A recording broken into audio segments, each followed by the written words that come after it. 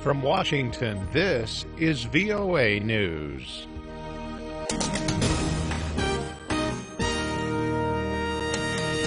I'm David Byrd reporting. President Barack Obama has ordered an investigation into several cyber attacks blamed on Russia during this year's election. White House Deputy Spokesman Eric Schultz said the review will look at the tactics, targets, key actors, and the U.S. government's response to the recent email hacks, as well as incidents reported in past elections. He added that this is not an attempt to change November's result. This is not an effort to challenge the outcome of the election. We have acknowledged who won the election. It wasn't the candidate that the president campaigned for. So we're not calling into question the election results. We are taking seriously our responsibility to protect the integrity of those elections. U.S. intelligence officials accused Russia of hacking into Democratic officials' email accounts in an attempt to interfere with the presidential campaign. In the months leading up to November's vote, email accounts of Democratic Party officials and a Hillary Clinton campaign aide were breached. Emails were leaked to WikiLeaks, and embarrassing and private emails were posted online. A new report from the World Anti-Doping Agency says that more than 1,000 Russian athletes, including some medal winners, benefited from a systematic doping program in Russia. WADA investigator Richard McLaren said on Friday the conspiracy involved the Russian Sports Ministry, the National Anti-Doping Agency, and the FSB Intelligence Service, providing further evidence of state involvement in a massive program of cheating and cover-ups. The report is likely to heighten pressure on the International Olympic Committee to punish Russian athletes before the 2018 Winter Games are held in Pyongyang, South Korea. For more on these stories, visit our website. This is VOA News. The 193-member United Nations General Assembly adopted on Friday a resolution demanding an immediate end to attacks on civilians and all besieged areas in Syria. The non-binding resolution passed by a vote of 122 to 13 with 36 abstentions.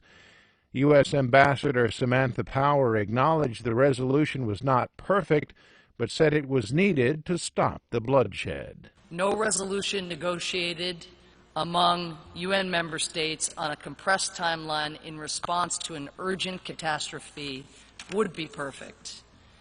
If ever there were a time not to let the perfect be the enemy of the good and the decent, this is the time. The General Assembly also expressed grave concern at the continued deterioration of the humanitarian situation in the country and called for increased humanitarian access. The move comes just days after the Security Council failed to adopt a similar resolution demanding a ceasefire in Aleppo, and China and Russia vetoed it.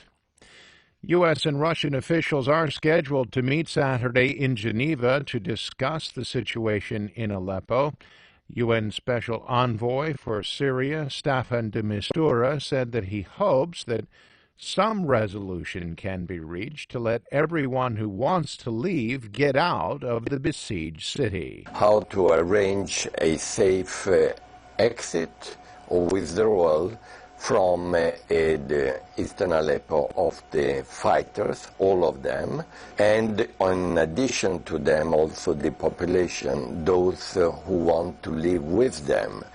Friday, Russia's Foreign Minister Sergei Lavrov said that Russia and Syrian government forces would continue their bombing raids in Aleppo until rebels vacate the city.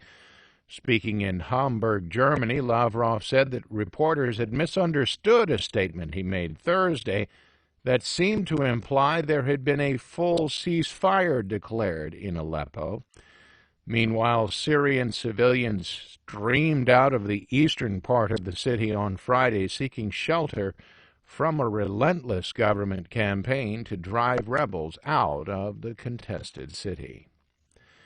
Ghana's President John Mahama has conceded defeat in Wednesday's national election to opposition leader Nana Akufo-Addo. Akufo-Addo confirmed the result in a tweet. He said, "A few minutes ago, I received a call from President J.D. Mahama congratulating me on winning the 2016 presidential election."